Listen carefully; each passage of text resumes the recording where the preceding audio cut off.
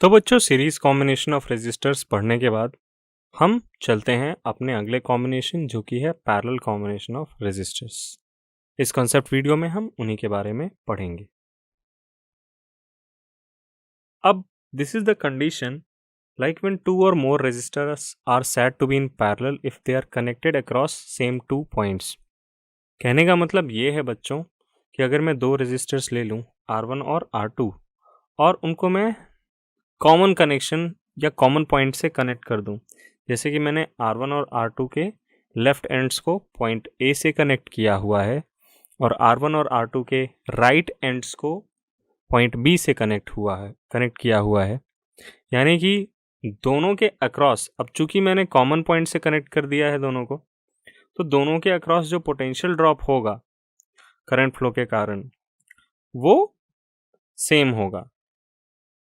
अब अगर मैं A और B इन दोनों टर्मिनल्स को एक बैटरी से कनेक्ट कर दूं, तो A और B के अक्रॉस जो पोटेंशियल होगा, सेम पोटेंशियल ड्रॉप R1 भी एक्सपीरियंस करेगा और सेम वोल्टेज R2 भी एक्सपीरियंस करेगा।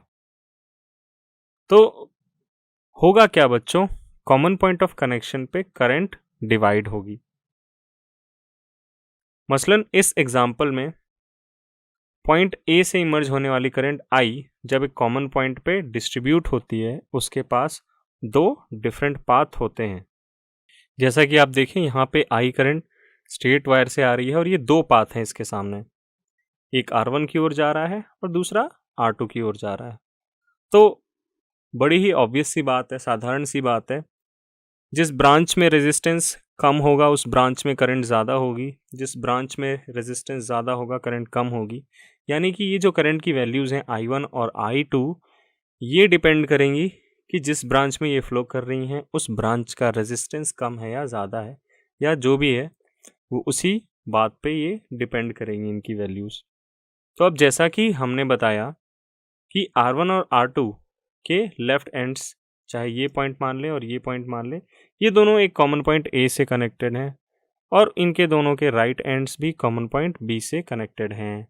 तो अगर मैं A और B को वोल्टेज सोर्स V से कनेक्ट करूं, तो दोनों के अक्रॉस ही सेम वोल्टेज अपीयर होगा। यानी कि मैं लिख सकता हूं V is equal to I1 R1 which is equal to I2 R2। अब अगर मुझे टोटल करंट निकालनी हो बच्चों, तो total current is combination of I1 and I2, like simple some of I1 and I2। I1 को मैं लिख सकता हूँ बच्चों V अपॉन R1 और I2 को लिख सकता हूँ V अपॉन R2। तो इस तरीके से मेरा टोटल करंट जो कि सर्किट में फ्लो हो रहा है वो मुझे मिल जाएगा, जो फाइनली कुछ इस तरह से हमने ये डिपिक्ट किया है, V multiplied by 1 upon R1 plus 1 upon R2।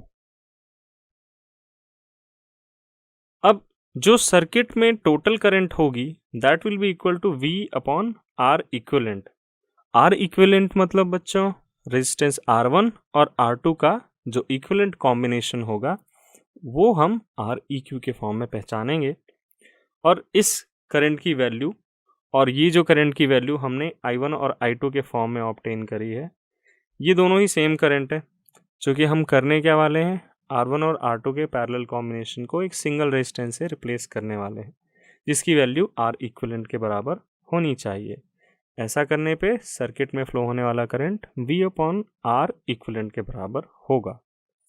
तो बच्चों दोनों इक्वेशंस को अगर हम इक्वेट करें तो फाइनली हमारे पास जो वैल्यू निकल कर आती है वो होती है 1 upon R equivalent is equal to 1 upon R1 plus 1 upon R2।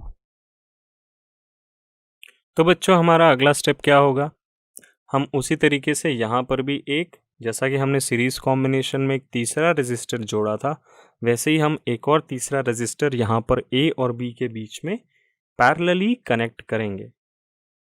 तो अब यहाँ पे हमारे पास तीन रेजिस्टेंस हो गए, R1, R2 और R3, तीनों ही कॉमन पॉइंट्स A और B से कनेक्टेड हैं, यानी कि तीनों के अक्रॉस ही सेम वोल्टेज डेवलप होगा। तो यहाँ पे भी एनालिसिस का सेम तरीका होगा, यानी A पॉइंट से एंटर करने वाली करंट तीन अलग अलग ब्रांचों में तीन अलग अलग करंट की वैल्यूज़ के फॉर्म में डिवाइड हो जाती हैं। चूँकि जितनी करंट एंटर कर रही है उतनी ही एग्जिट कर रही है, तो we can write I is equal to I1 plus I2 plus I3। और ये I1, I2, I3 की वैल्यूज़ हम आपके वोल्टेज वाले इक्वेशन से निकाल सकते हैं, जैसा कि पिछले स्लाइड में भी हमने दिखाया कि V is equal to I1 R1 is equal to I2 R2 is equal to I3 R3।